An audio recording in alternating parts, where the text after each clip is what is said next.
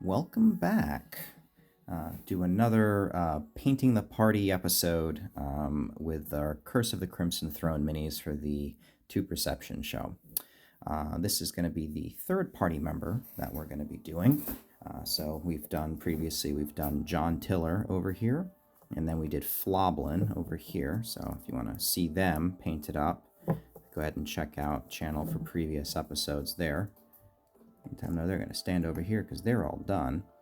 And we're going to move on to our third character here, Reth Netsky. Reth Netsky. I got that right? Yep. Reth Netsky.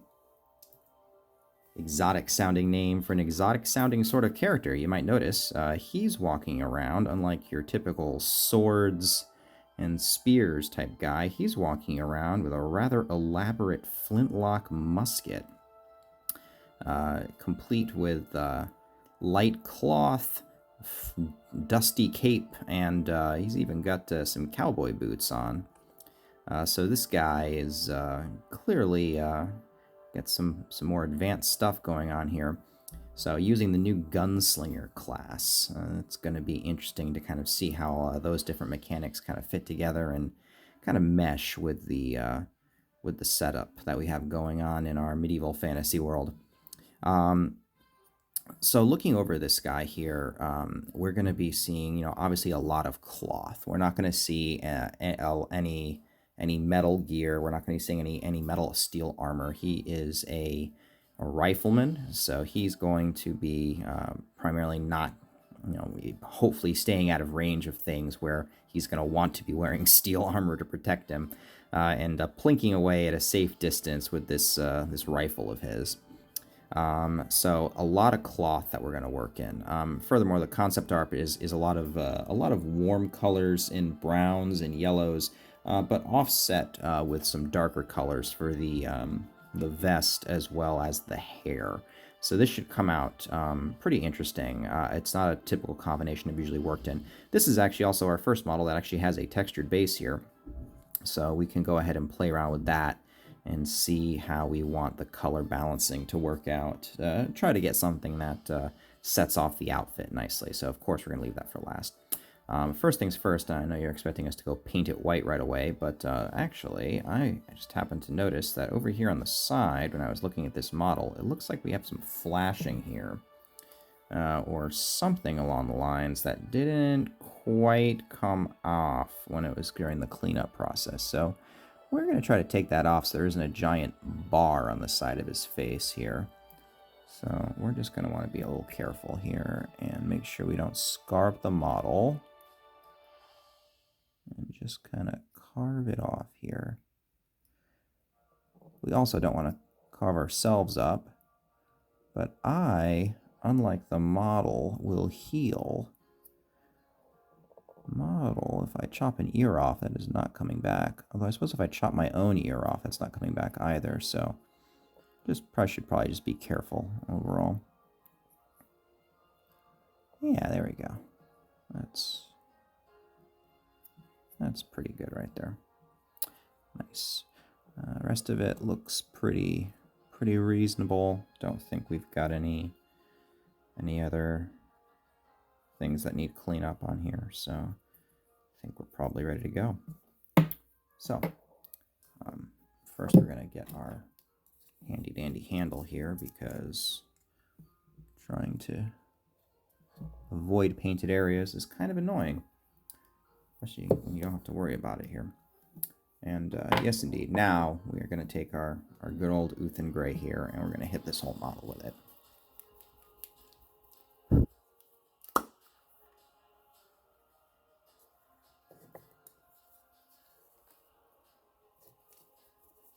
All right.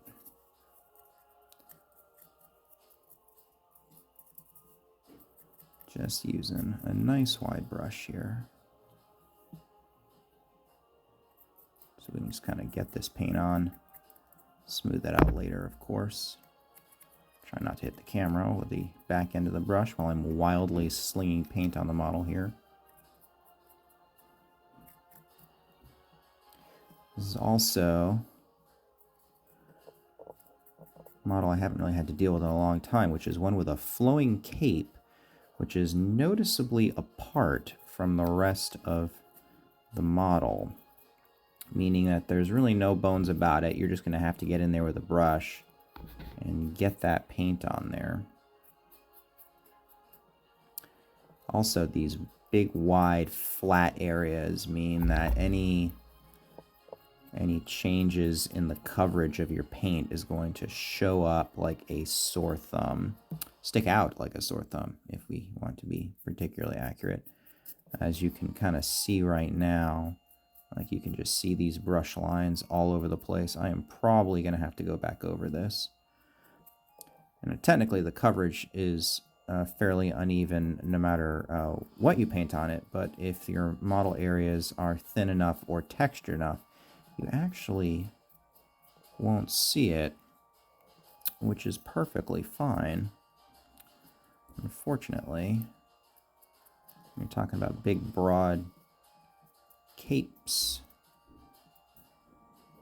That is not the case.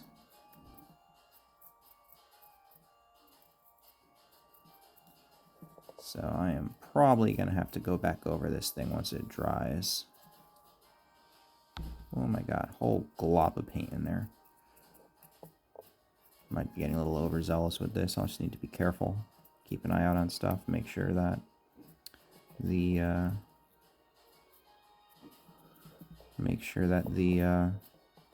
not leaving giant puddles of paint here.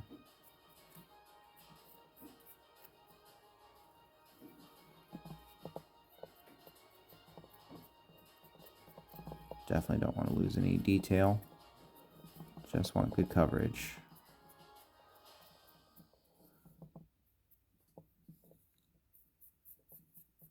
There we go.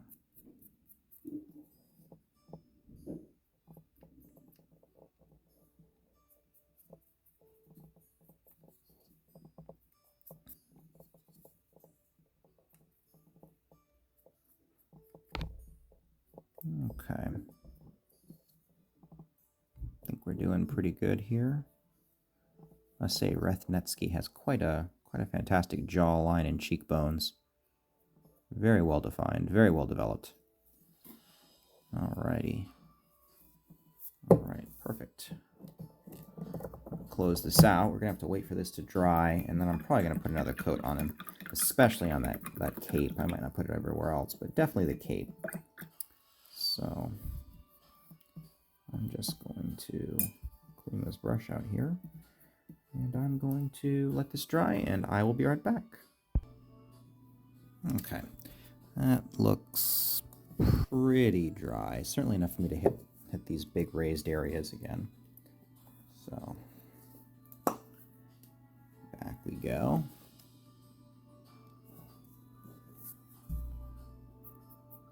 Ooh, a little dried blob there. Get that out of the way. Yeah, there we go. Get some nice even coverage on this cape. At the same time, try to get it on the inside as well.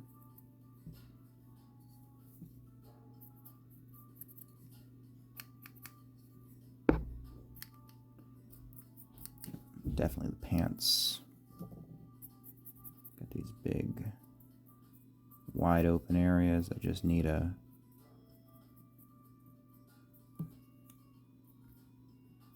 nice even coat on here. I can probably make do with two. The contrast will even the rest of it out. I even wind up using contrast. We'll see. We'll see how it goes.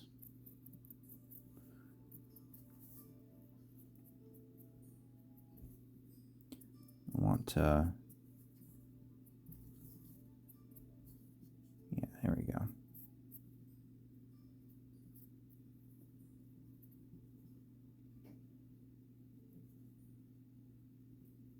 Get in there, you. There we go. Just make sure I don't lose any detail here when I'm in the throes of zeal. All right, there we go.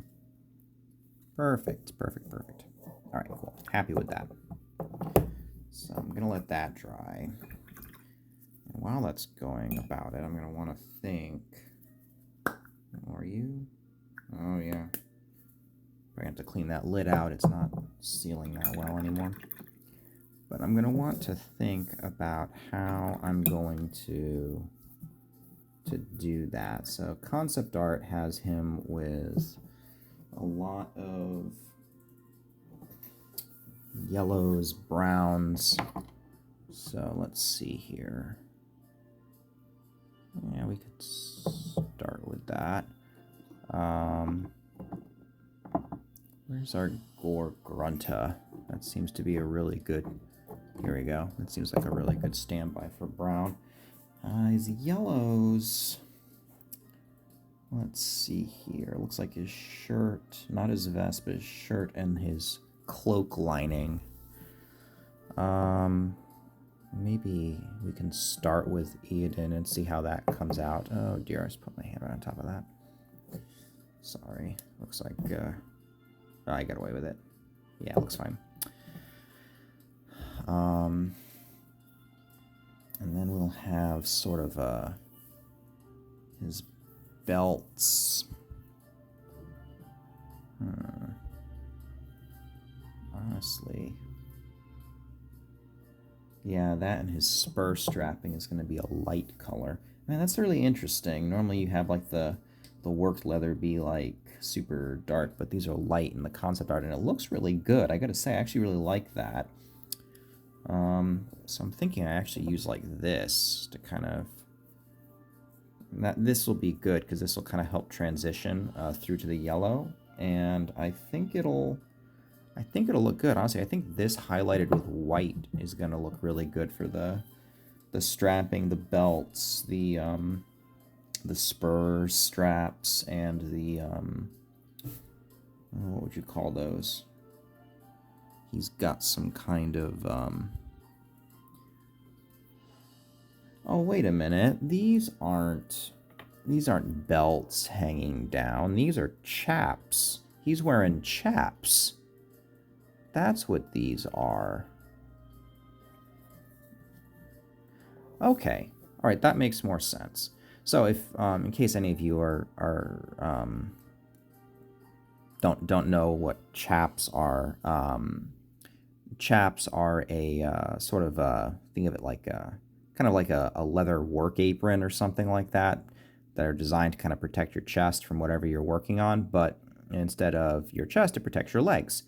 And the purpose of this being if you are riding a horse and your horse is going through, say, brush or something along those lines, and those branches start scraping along the side of the horse as it pushes its way through. If your legs are just kind of hanging out there and you're wearing something light like street clothes or something like that, those branches are going to start ripping through your skin before long, regardless of the pants, and certainly going to damage your clothing as well.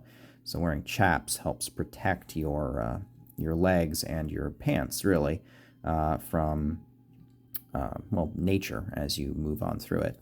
That combined with the spurs he's wearing, you would think he would wind up being some kind of horseman.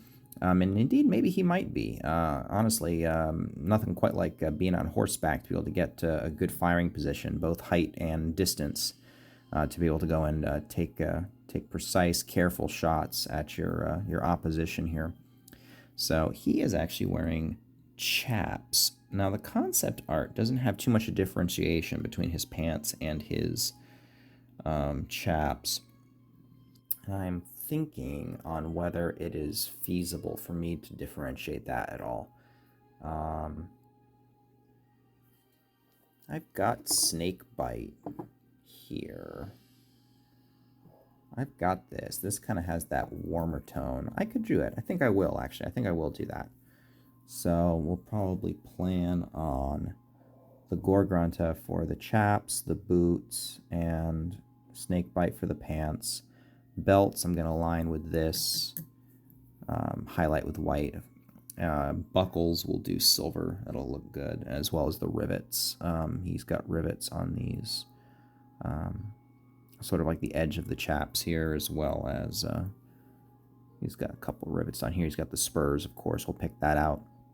Cartridges on the side. Cartridges, actually, I think I'm going to paint khaki. Reason being that when you are using a flintlock musket, your cartridges are not actual rounds, brass rounds, like we would use today. These are probably paper. So, kind of like you see during, like, American Civil War era, something like that.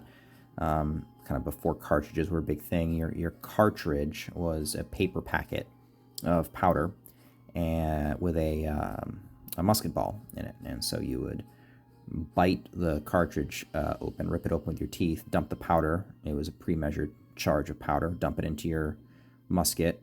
Put the paper in as wadding. Ram it down. Put the shot in. Put the musket ball. Ram that down, and then you'd have a loaded musket without having to mess around with like a powder horn and kind of hoping you got the right amount of powder and didn't kind of overcharge your gun by mistake. So, long story short, that's why I'm going to be painting these cartridges kind of more of a khaki, kind of, cause just to kind of show that these are paper charges. These are not going to be made out of brass or anything like that. And aside from that, I think probably black for the vest, make that stand out, and the gloves. I am a fan of contrast, so I'm probably going to go with our good old Black Templar here. And then, of course, cloak, we're going to go yellow on the lining. And for the outside, I think we're going to go with a... I think we're going to want maybe a dark... that could be green. That could be a dark green. I don't know. That orc flesh looked great on John Tiller, but I don't think I want to use the same color. I think I'm going to want to do something like this, and I might darken it down even more. This is pretty subdued. This is a pretty subdued green. So I'm going to put that on, see how it looks, and I might darken it down with some more ink. Honestly, do I have any of that stuff? Yes, I do. I do have this stuff. This stuff is amazing. This is... a friend of mine called this liquid talent.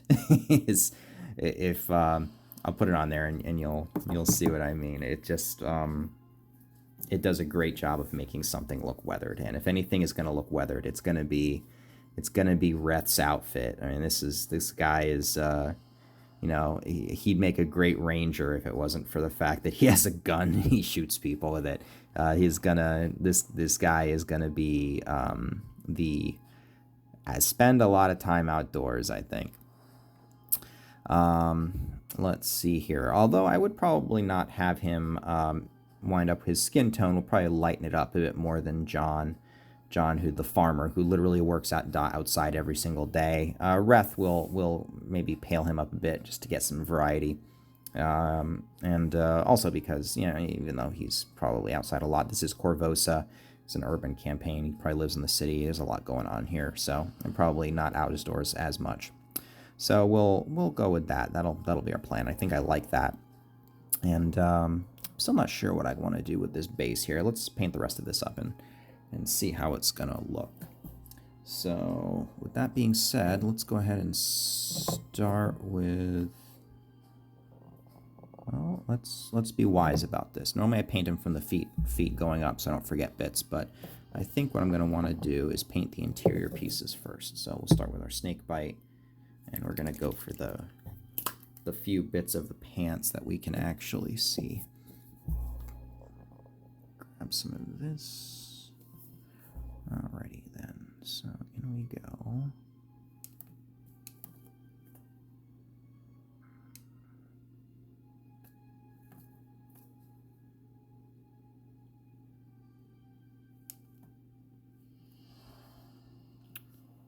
Okie dokie.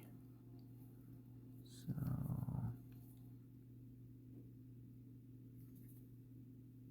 man, he's got a lot of belts on. It's a lot of belts.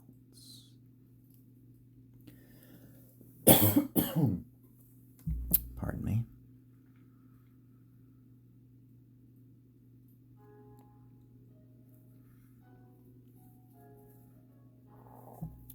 boy, this cape.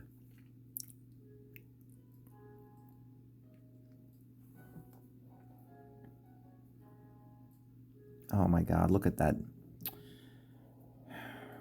Look at that big blank patch on the back of them there. Alright, I'll finish this up and then I'll go in there with a brush and clean it up.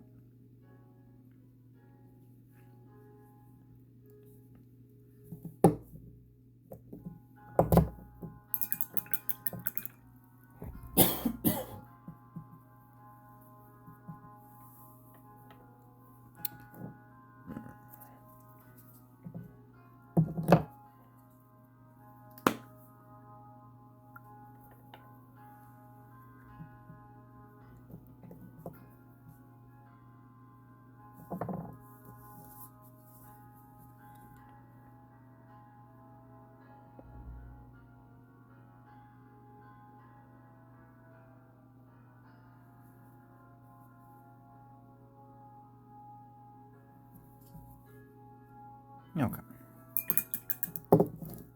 That's better.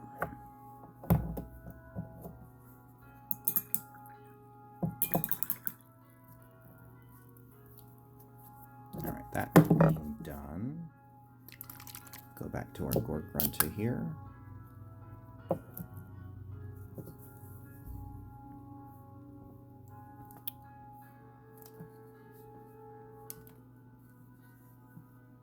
And I'm just going to hit this whole thing for now. And I'll worry about the, I'll pick out those strappings later.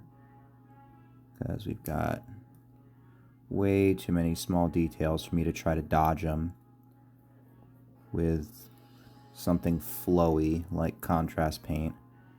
If I decide that that's a hill I'm going to die on, that's not going to end well for me.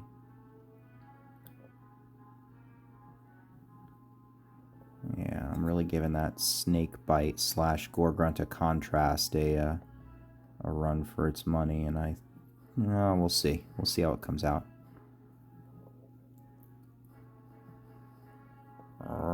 Capes, cloaks.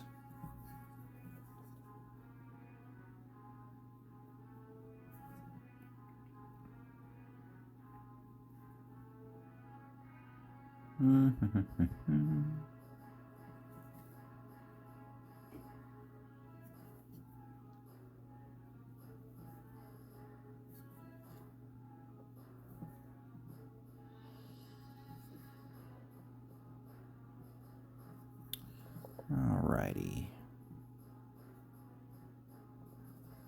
That's looking pretty decent. Oh, I'm gonna spot right in here.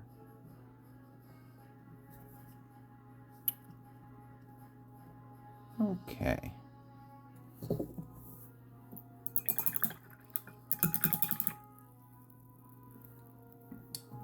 So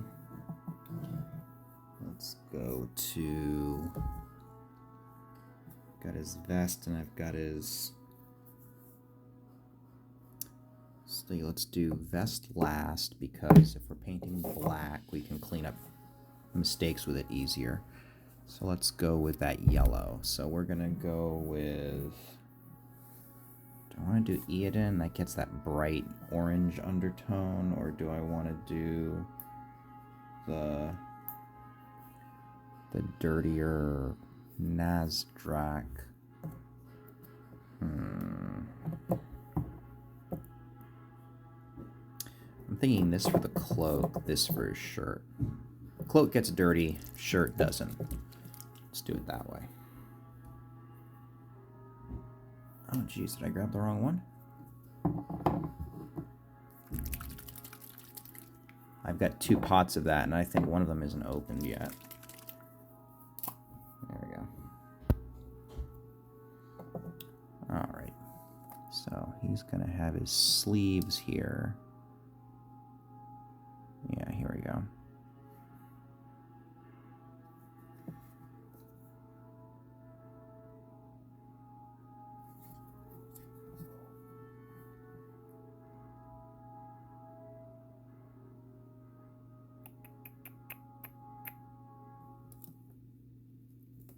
Nice and bright. And just try and get the underside here. Nice. Alright, and then over here, this is just the joy of having a character who is holding a two-handed weapon across his body. It makes it very, how would you say, interesting to try to paint his chest. And he's got his arms effectively crossed with a big old thing in the way. That's alright, make it work. Alrighty. And he's wearing a shirt and a collar here, so we're going to get that.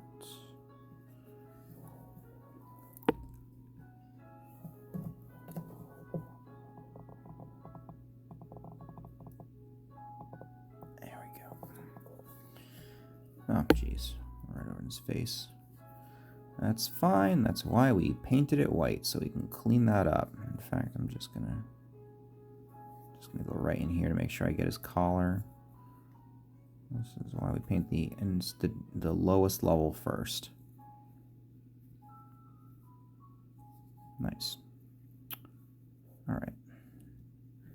Now we're gonna move on to the dirtier yellow. This Nasdrag even sounds dirtier. I was more familiar with the lore for probably Age of Sigmar. If I was more familiar with the lore for that, I'd probably know what a Nasdrag was, but unfortunately, never really did get into Age of Sigmar.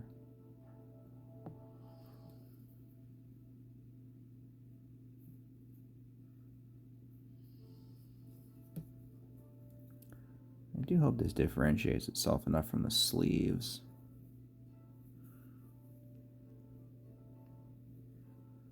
I suppose that's just a matter of whether I want to go and put that heavy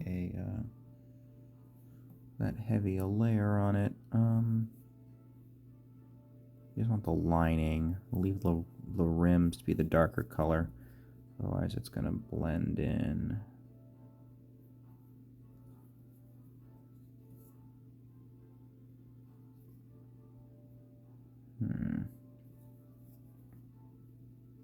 Well, we'll see. We'll see how that comes out. Maybe just a little bit here. That way there's no risk of a gap. That looks pretty well taken care of. Alright. Alright, that's not bad. That's not bad. Alright. So I know I like saying I like to paint the lower levels first, but there's a lot of levels going on over here. We've got the level of his vest, which you would think would be the lowest. It probably is in most cases. And then you have the gun. And then you have his skin. And his skin is lower on his... Well, I think I've basically... And then he's wearing gloves. You can't... It's hard to see with the white, but he actually is wearing gloves here. So I want to make sure I get the gloves painted first. So I'm thinking we'll start with the vest. Let's start with the vest. All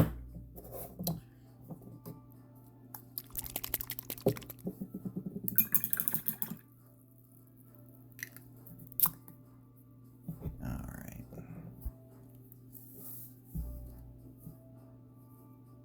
Grab some of this.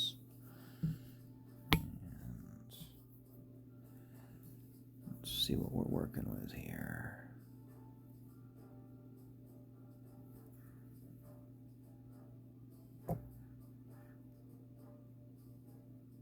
Ooh. I'm getting into bordering on wet areas here, and that's not a good thing to do. I think I'm asking for trouble.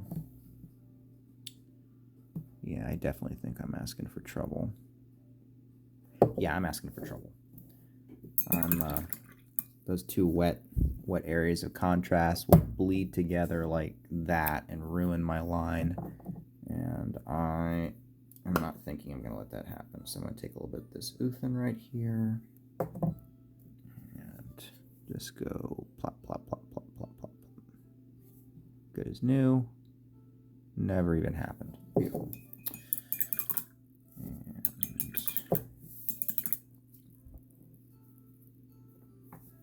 And close that up. And I think I just need to wait for this to dry. Let's wait for it to dry and then mess around with it later, because I'm asking for trouble if I try to do too many things at once here. So pause the video and I'll be right back. All right, looks pretty dry at this point. So let's go get that vest.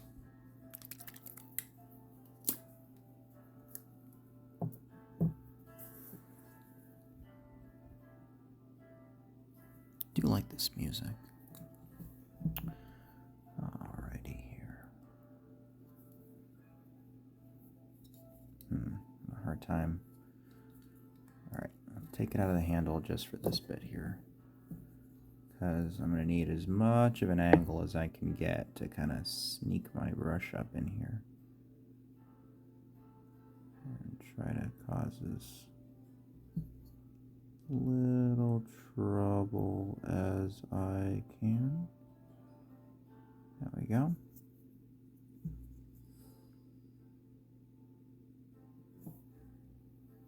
Okay. And we'll try to get this lapel over here.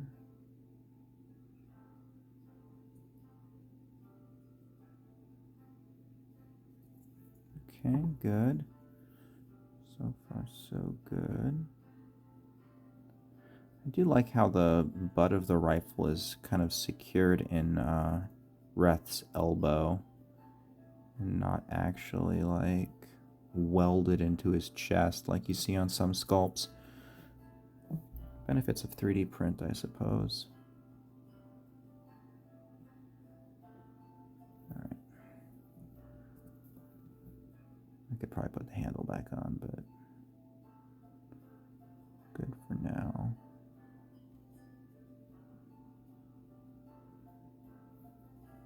I feel that slipping. Ah! Dropped it.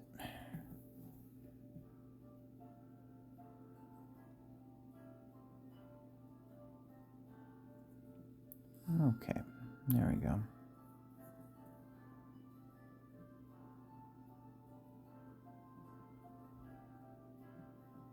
Ah, caught the cape. It'll be fine. All right, there we go. Leave room for the belts there. Got the vest. So now I've got the gun stock. So again, I'm going to want this to stick out. So what I'm going to do is I'm going to... Let's go with this scrag brown. And I can ink it later to give it some depth. And this is one of those delightful paint pots that do not want to stay open. Get my handle back here. All right. So we've actually got wooden furniture on this gun all the way down the barrel. Basically until you get all the way down to about here, which is pretty typical for firearms of the time.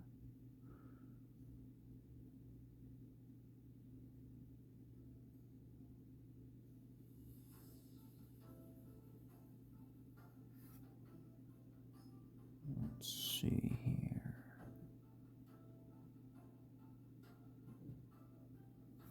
Definitely could not get away with this with a different brush. Alright, just...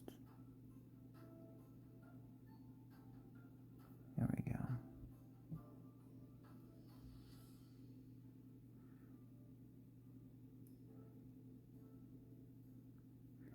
Now there's gonna be metal reinforcements here. I'll go ahead and pick those out later. In the meantime, I'm not worried about it. I'm just gonna go right around it there. Pop under here.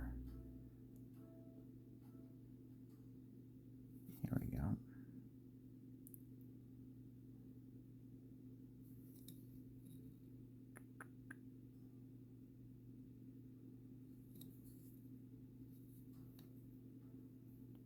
Oh, darn. There's that little white spot right there. Nice and well hidden. I'll go try to get it once I'm done with this.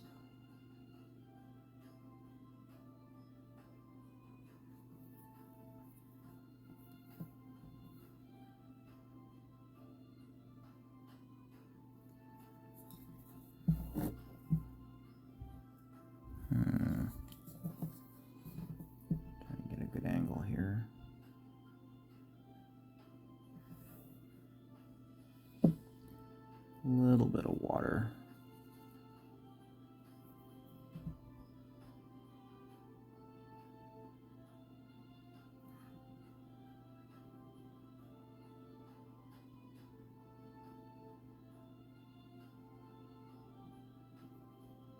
Oh, I caught his thumb.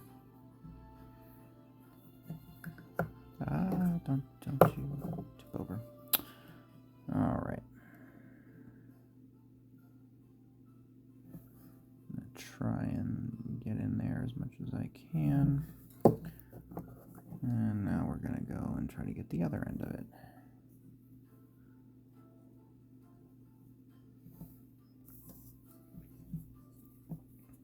Alrighty here.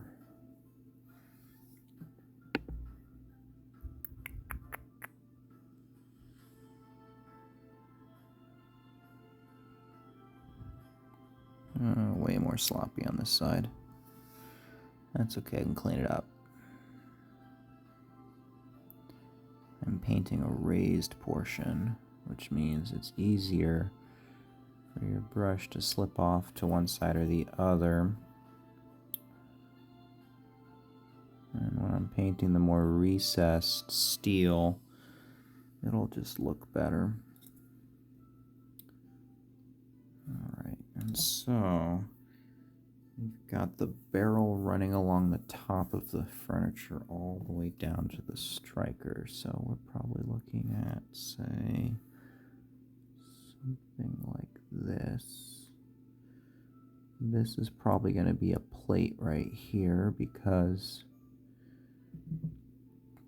you need to be able to get at the mechanism. Although I guess the mechanism would be, yeah, would be pretty solidly built on the back end there. So you just need to allow some space for the steel to show up. Yeah, kind of like that. That's gonna go right there. Okay. There we go. Now we've got, that's gonna be steel on the finger guard, trigger guard, obviously. Man, like with this paint almost looks bronzy. It's kind of interesting. All right. I do have a bit I need to get under there if I can get at it. Right there and right. There we go. All right. That was rather complicated.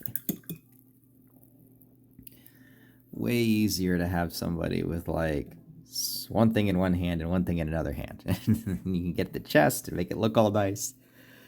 Way easier. All right, let's get the skin. Again, I'm gonna plan. My plan is to do this as like a base and then probably build some highlights up with a lighter flesh tone, something like that.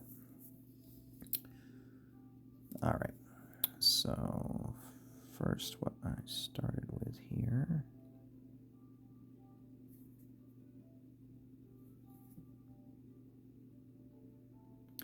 Oh, and he's got gloves on. Can't forget he's got gloves on. It's kind of hard to see with all the white, but once I put that contrast on, I'm like, yep, those are supposed to be gloves. And you can see these stray marks just, bam, they show right through that flesh tone. Gonna have to go patch it up. I'm not gonna be able to go and just run with that as it is. And you know what? I got some patching to do on his face too, so I'm just gonna stop. Just gonna stop. Grab some of this. Let's see if I can just, yeah, wipe that off before it dries. Actually, I'm wiping almost all of it off.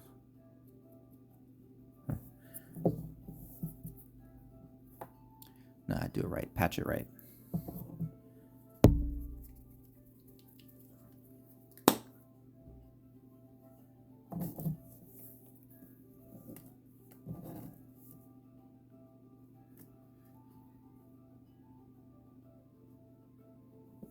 Okay. So we've got a spot under his ear right here. We've got a spot on his jaw right here. Back of his hair right here. Very good. We've got his arm, of course. A little bit of water, loosen that up a bit. All right.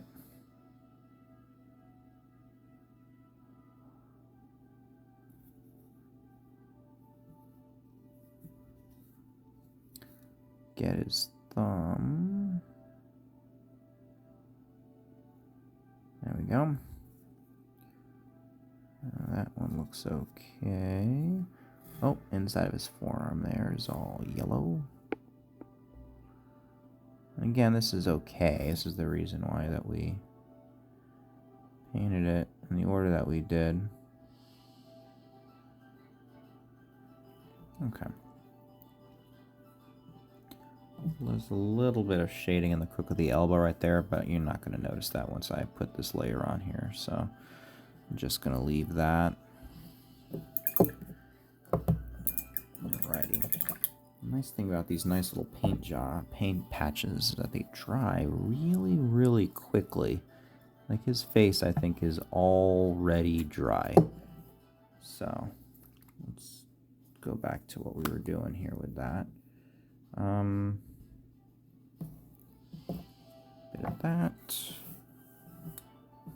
All right, let's go and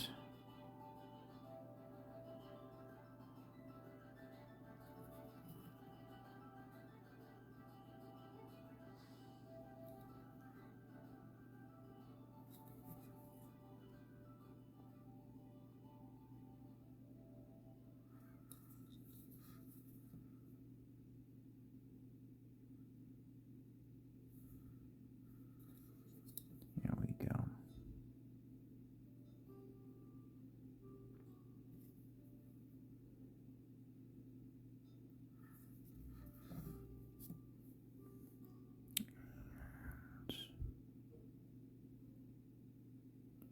Get that ear. Nice. Hair got a little bit of it, but that's okay. Okay, cool. Arm looks good. Let's get his thumb here. Get his fingertips. And try to leave that fingerless glove alone so that I can hit that with black later.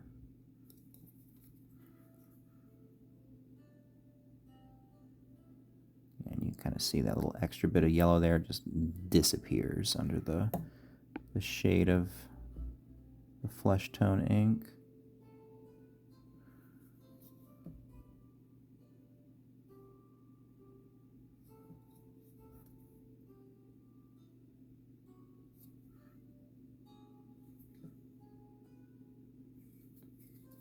Nice. Nice, nice, nice, nice, nice.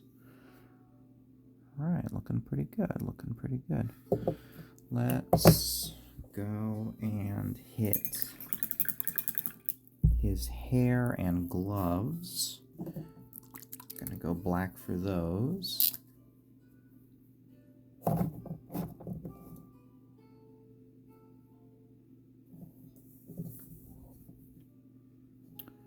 right.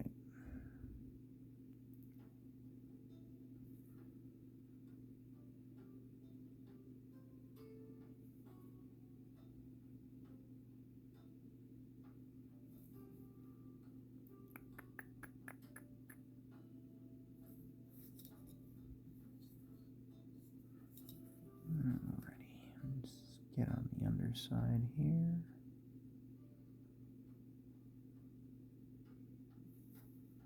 Nice. Pretty decent looking. Patch that a little bit. Get that other glove. Still a little bit of wet around there. I'm going to leave that alone for now. Hit his hair next.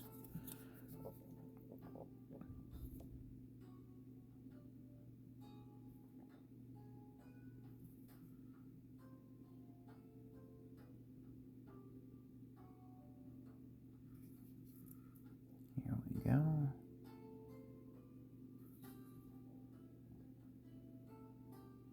Very nice.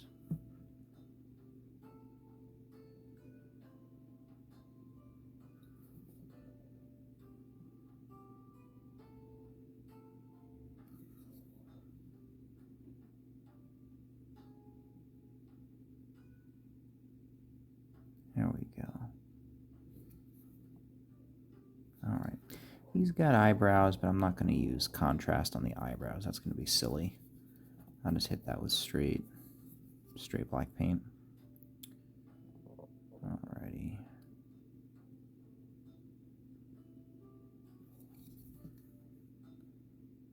Last of this glove over here.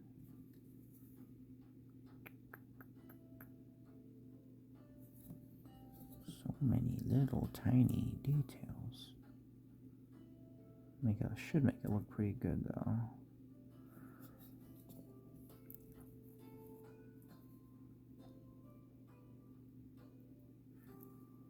Okay, well, a little bit on the inside here. See if I can't sneak my brush in there. There we go. All right, cool. Now I think this big back area here, let's see how this comes out. I'm pretty sure I remember what this looks like.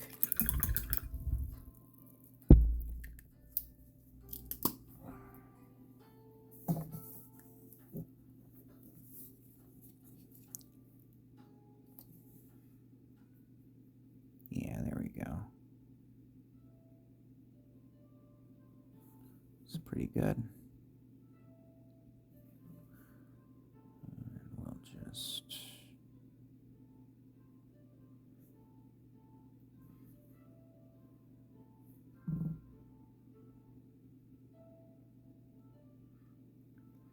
Here we go. Just take it to the edge there. Because we already got plenty of yellow with that shirt there, so we're going to need a little bit more green. So we're definitely going to do our best to keep that yellow straight to the lining and nowhere else. Don't want to give it any more presence than it's already got, because it will take it and quickly take over the entire model if we let it. Oh my god. That was a mistake. So, sop it up, sop it up.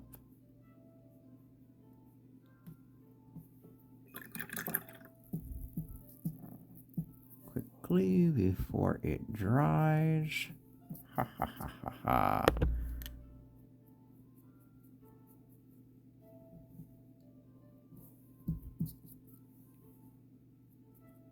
Decisive action saves the day yet again. Uh-oh. Shouldn't be bragging. All right, there we go. There we go. Whew. All right, that was almost a disaster. Felt that. I felt that brush slip. That was me. That was my fault. Got way too cavalier. I was like, dum de dum de dum de dum, and then I just whoop, and I was like, oh no. Oh no. It's all right.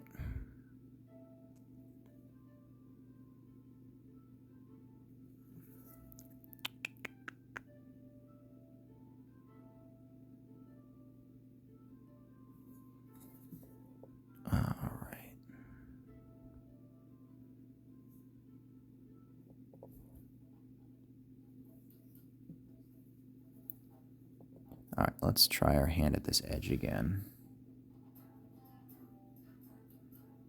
Make sure I don't have to go nuclear and completely rip it off again.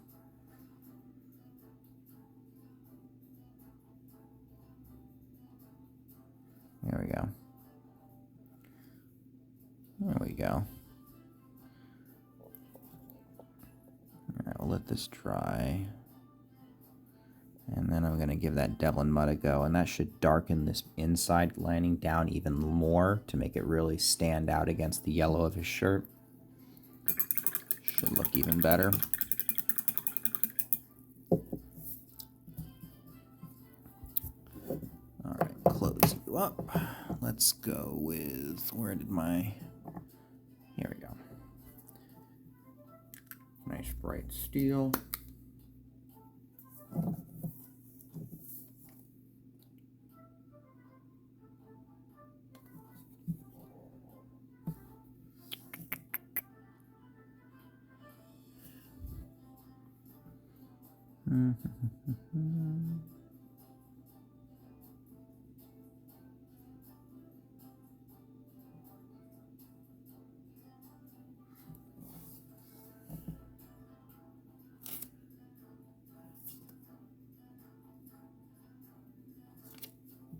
All right.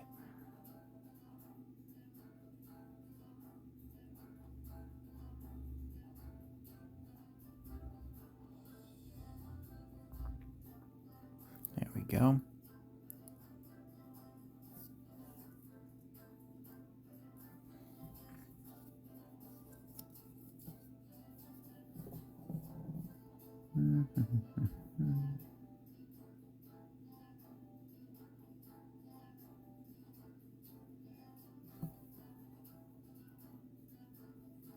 Your nose always itches at the least convenient time.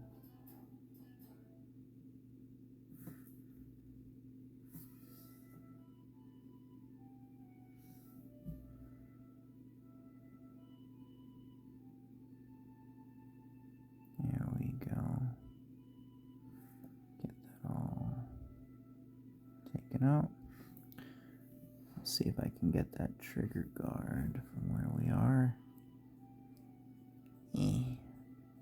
Oh boy. I'm probably getting thumbs and whatnot, but I just can't see it.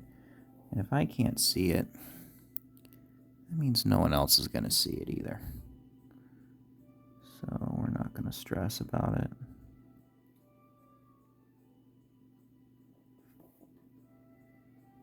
There we go.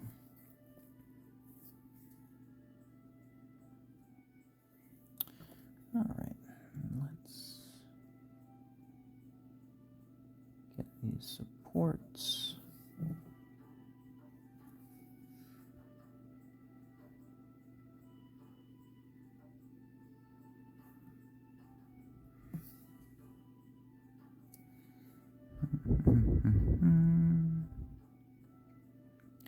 And I think he's got another one right here. You can't quite see it though. All right. So far, so good.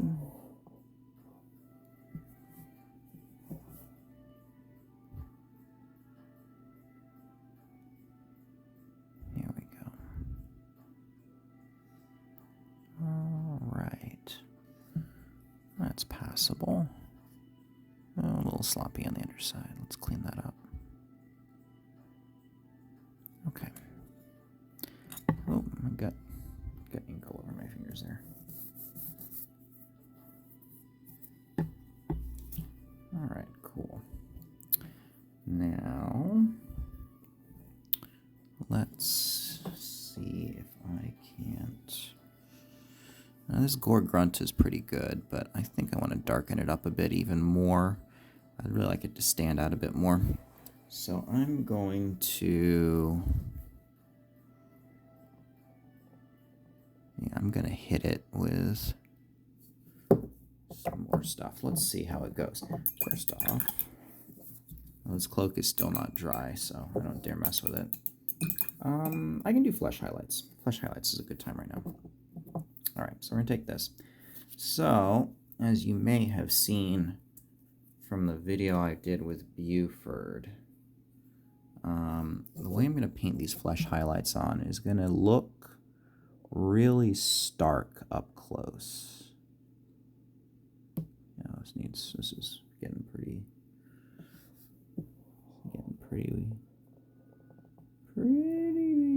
dried out. It's all right though. A little water will be good. So what I'm actually going to do is I'm going to paint these highlights to be pretty darn stark to the point where it might look out of place or garish. Because what I'm doing is I'm putting these really stark highlights on here. The goal being that when you hold the model at arm's length, right, you're going to still be able to see... You're still going to be able to see what we're looking at here and see where the definition is. And that's the goal. The goal is not to have it look good from 6 inches away. The goal is to have it look good across an entire table. So that's going to be kind of our philosophy as we paint this. So, and the nice thing about the contrast is it identifies a lot of where that is. So highlighting it is actually almost like paint by numbers. It's pretty straightforward. Now Reth's got these really nicely defined cheekbones here, so let's definitely pick them out. Bridge of his nose here. Highlight his forehead. He's actually got an eyebrow piercing, which is kind of interesting. I'll pick that out later. But in the meantime, get his nice, strong cheekbones. Make that ear pop a bit. Here we go.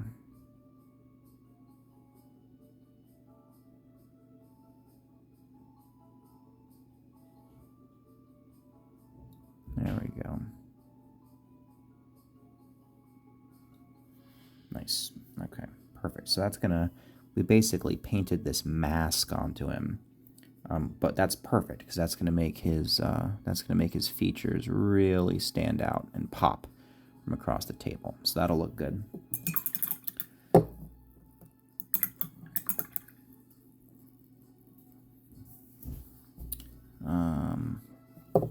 We can go ahead and hit the strapping with this.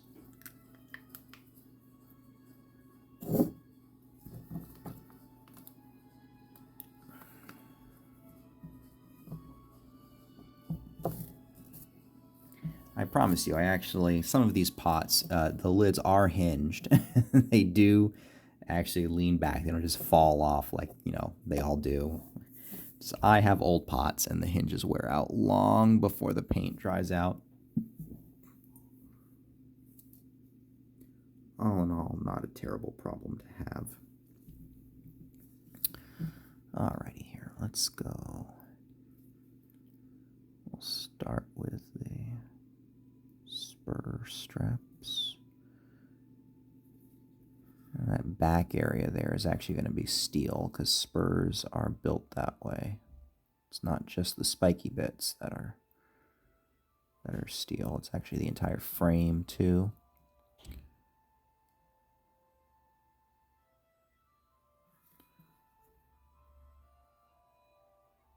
Just out of curiosity, was the concept art? Yeah, the concept art has them being metal, or rather has them being leather strapping, which is not accurate. You want those to be steel, so I'm gonna paint them all with steel. Let's go with.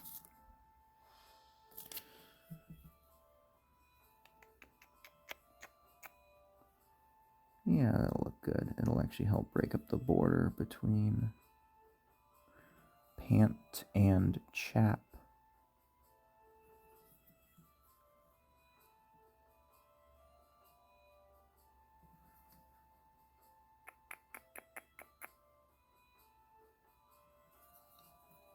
There we go.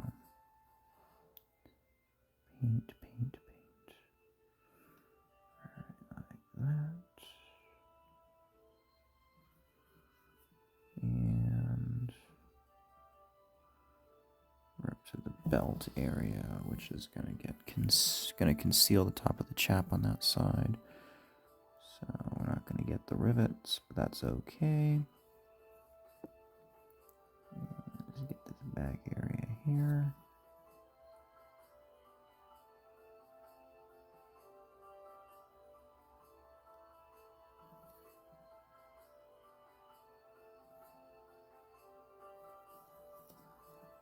There we go.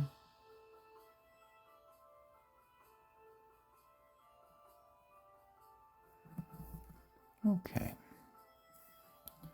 Come along pretty nicely.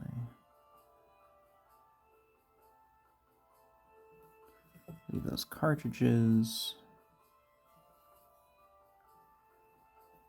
And oh, those are cartridges. Crap. No, I was doing so well. Darn it. That's okay. That's why we painted all Uthan to start with. Okay. You dry yet? No. No, you're not.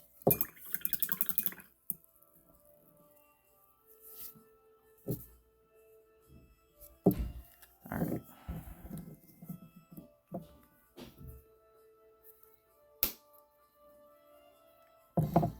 So let's give this stuff a shot. This pot is unfortunately probably one of the last of its kind. Devlin mud is not made anymore, and it's a shame. The closest thing you've got these days is oh, do I have a pot of it here somewhere? I used to.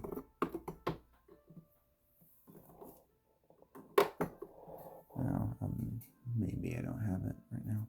But there's stuff called Agrax Earthshade. It might be called something else now. That was like a number of things ago, but we're just gonna paint this on here just to deepen it out, make it look weathered. Devlin mud, there's literally nothing like it. Nothing like Devlin mud.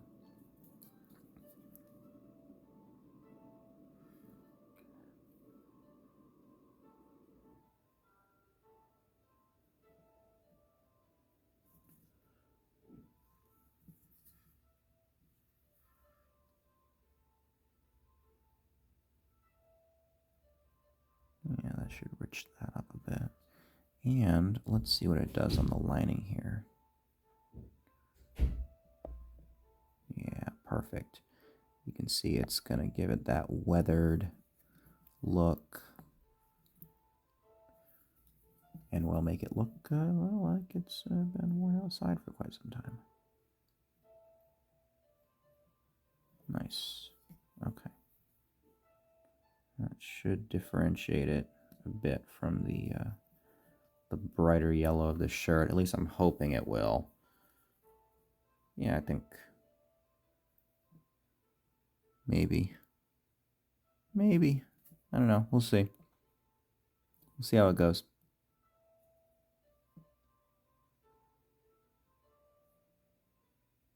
Okay. And I can actually try to put on this too to give it some definition. Yeah, that looks good.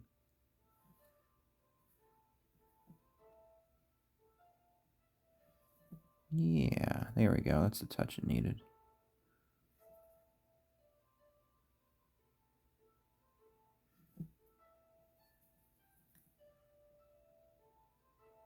There's the buckle. You can see it now. Thank you, Devil in Mud.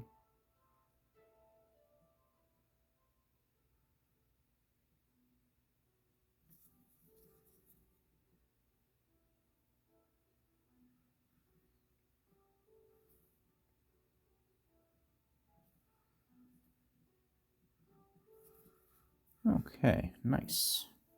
Very nice.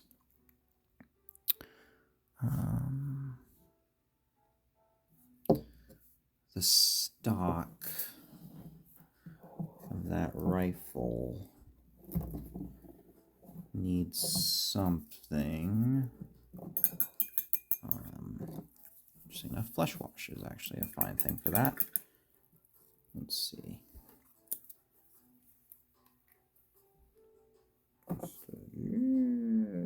Drop. All right.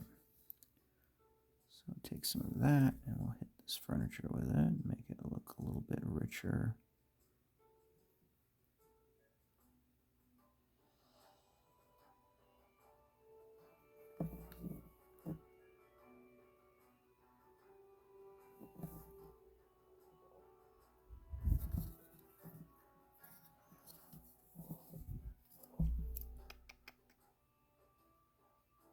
Paint furniture, paint furniture, paint furniture.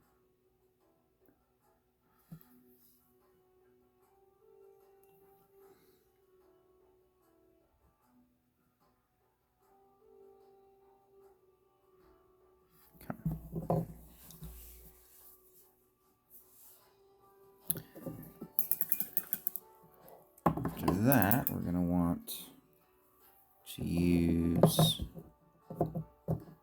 this stuff on the steel. And this is basically going to do the same thing. It's just going to shade the metal nicely. So when we go over it, you can see it really picks out the details nicely. Should be pretty stark around the hammer. Nice. Trigger guard. And just a little plop around the barrel, get the ramrod there. Do Pathfinder guns have ramrods? You can reload them in like one action, so I don't know. Maybe they are cartridges. Maybe I'm deluding myself with my sense of historical accuracy here. All right.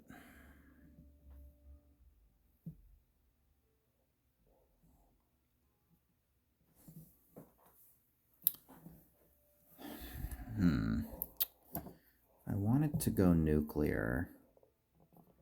I could hit the chaps with these. And it would get really, really dark. It would get super dark. Like, this stuff does not mess around.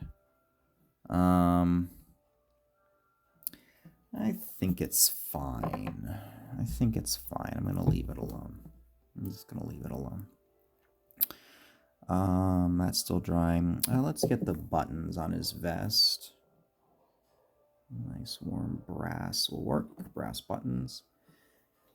Pardon me.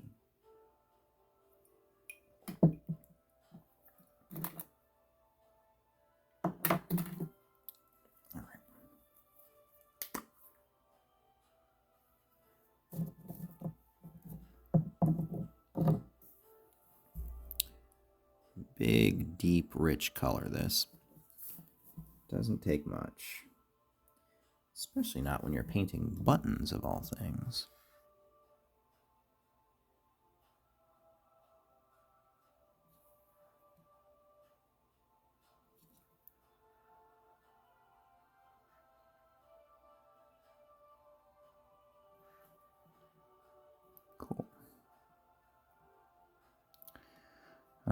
He has a buckle here, but I might do that in steel. Regardless, I'm not going to do anything about it while it's still wet, so I'm going to have to let that dry. Cape is almost dry.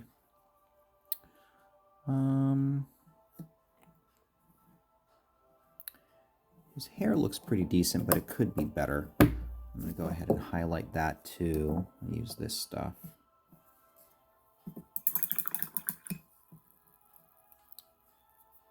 Let's see here. That's pretty ugly looking. Have I got any good paint in here? Yeah, it looks good.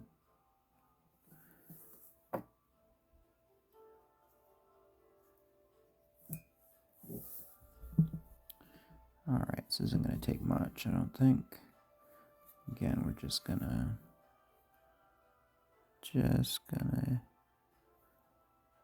pick out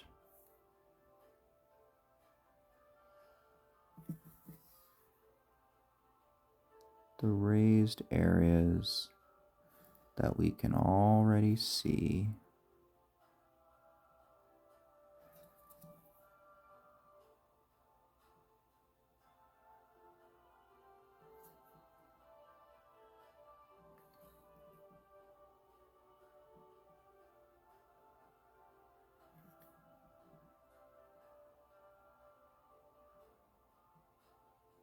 There we go.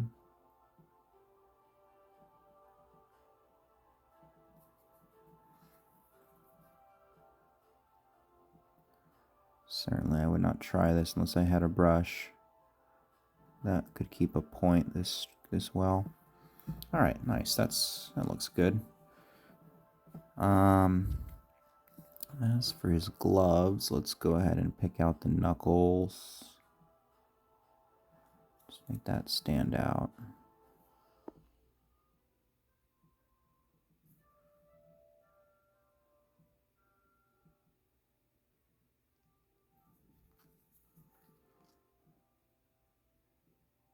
Let's give some definition there so that we can see this is an actual proper glove. I got his wrist cocked here, so it's easier to tell, but for the casual observer, you want it to be pretty clear what that is. Alright, nice. The vest, I don't think I have to put any highlights on. It's on a pretty subdued area of the model. A bunch of stuff is already going on top of it. I think it's fine. I don't need to throw any highlighting on that.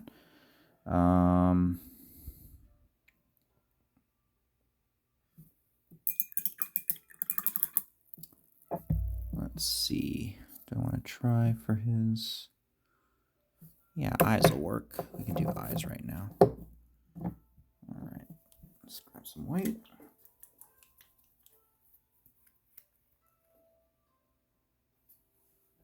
A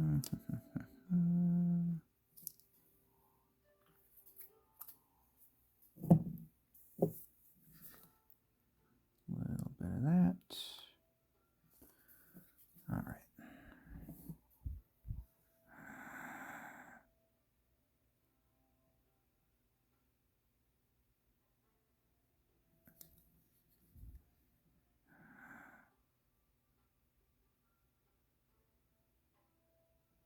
There we go.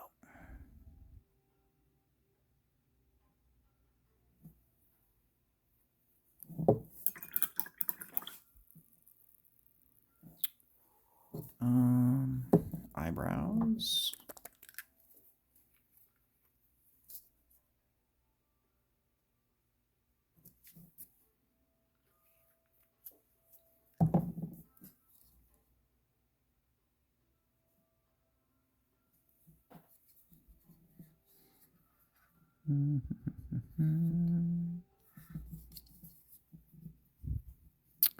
All right, let's see now.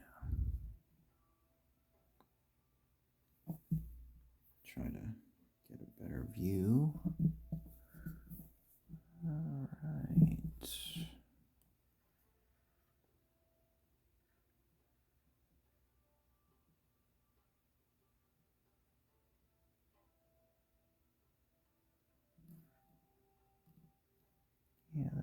piercing is kind of complicating things and also kind of making my life easy, because it's kind of nicely framing where that eyebrow is supposed to be. And on this side,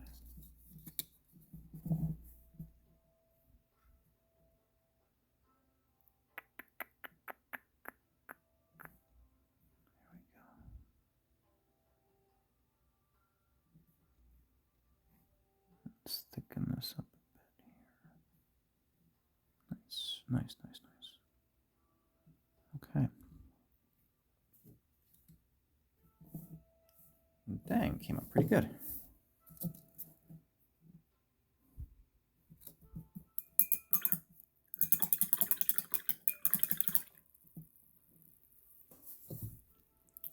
Okay, this is looking pretty decent. Let's go and get the buckle.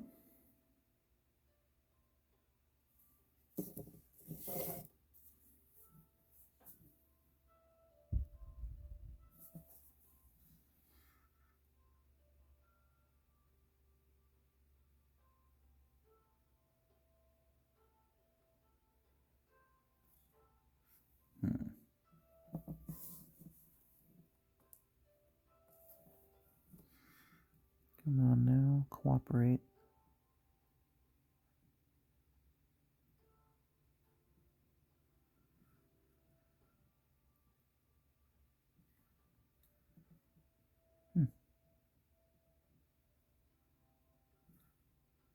That is just not really standing out, is it? I guess that works. Okay. Well, I've got this out. We can go get his spurs, the full set of spurs, which is going to be from here all the way back.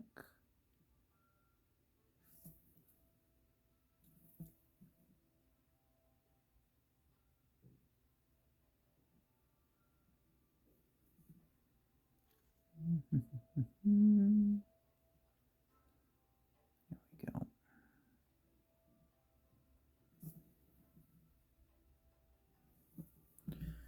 And now we got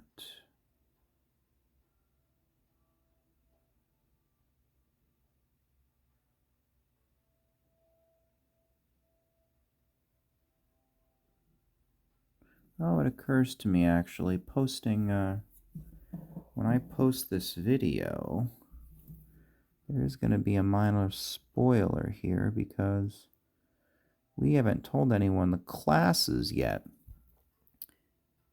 And whether I said he was a gunslinger or not, I think the fact that the Mini has a big gun on it is probably going to give it away. But you know what? That's just going to be something that you guys will get a sneak peek on because you watched my painting video. So I'm fine with that. Alright,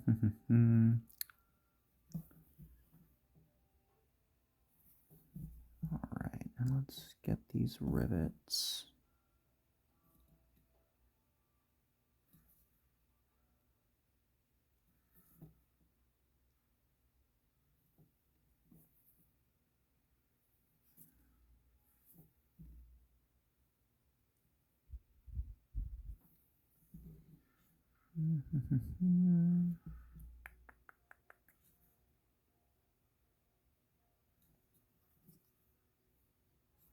You know, I might just leave the cartridges like that. That looks pretty good, actually.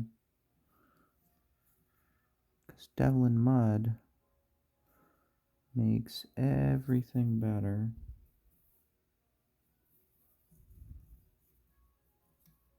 See, it's a belt, so no rivets there. Okay, okay. It's looking pretty good. It's looking pretty good indeed. Yeah, I'm actually pretty satisfied with that. I don't think I have to Devlin Mud that. Oh, but I could, though. I could Devlin Mud it. Where is it? Oops, back for you.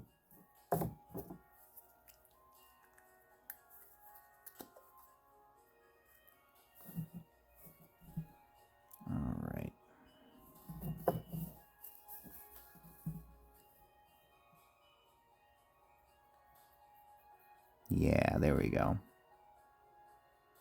So the effect is subtle, but noticeable. It's it darkens it up, muddies it up just a bit, gives it more brown to its color. Yeah, perfect. I'm glad I did that.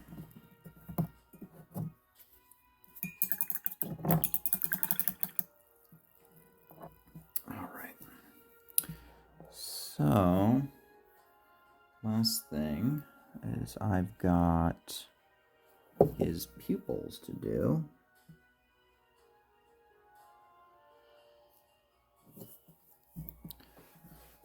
All right.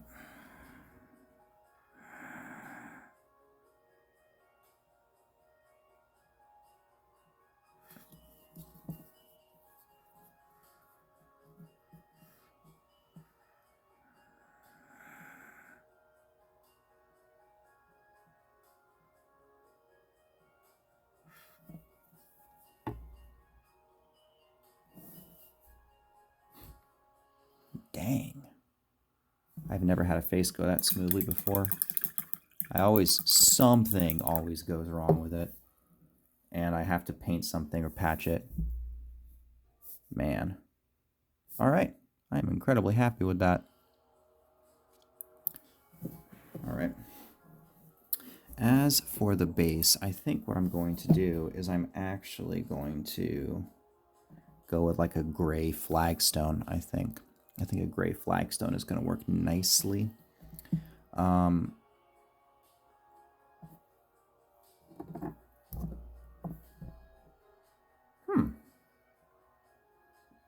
I could. I totally could. Nothing's stopping me. Nothing's stopping me.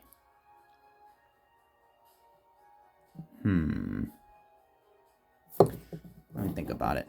I don't have to go contrast crazy. I don't have to be crazy. I could be crazy, but I don't have to be crazy. Let's try something first. We'll put that down. Pick this up. Not that one. You. Start with this. Oh my god. Giant clump of paint flew out and assaulted me. You all saw it. Oh my god, it's good. I think it's because I had to reconstitute this pot last time. I think I forgot about that. Oh my god, it's so... I mean, it's liquid. I'll give it that. It's... Look. Sorry. Try to paint with all that gunk on my brush. I'm going to hit something I don't want to.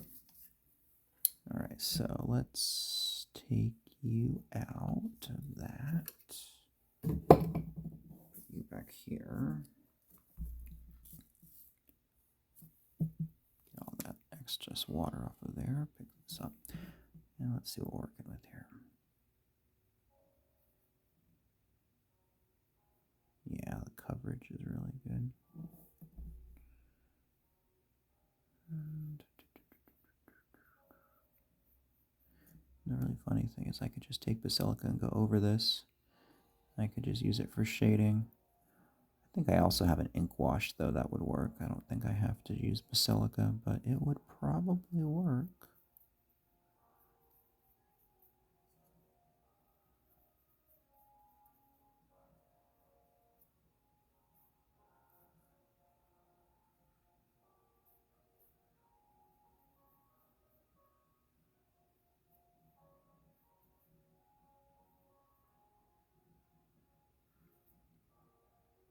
Oh, what parts of this model are safe to pick up and touch? I think the shoulders are dry. Ha ha ha, I got it right.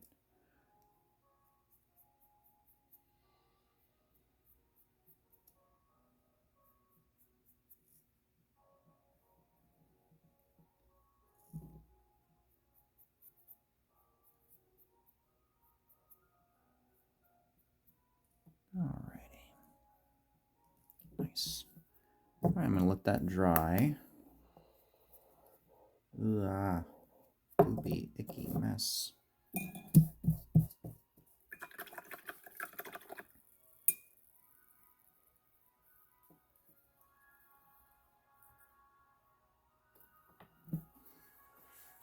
All right, I'll let that dry, and I will be back once it is dry, so I can ink it, and I think I'll be done. Right back. All right, that base is dry, so I can go ahead and ink it. I'm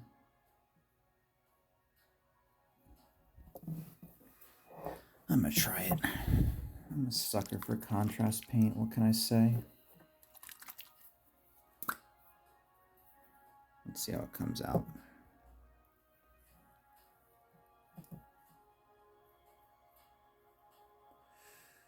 Yeah, it's pretty awesome.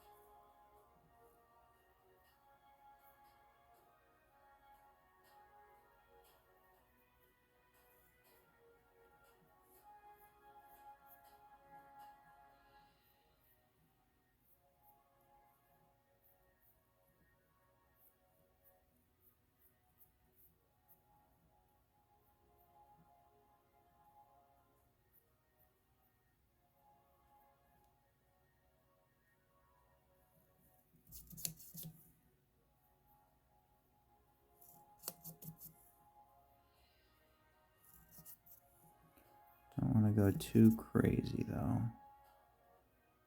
Sop up this excess. Wipe it off on the palette.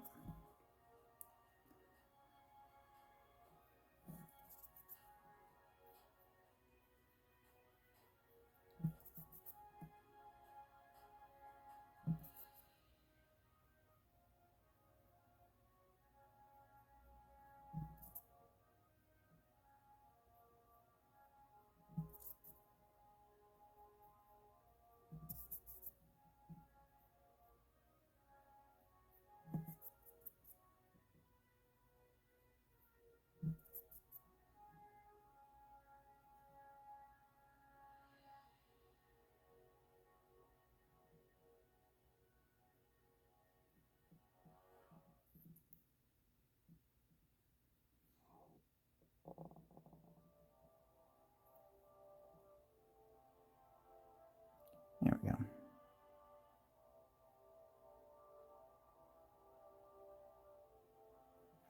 All right. Oh.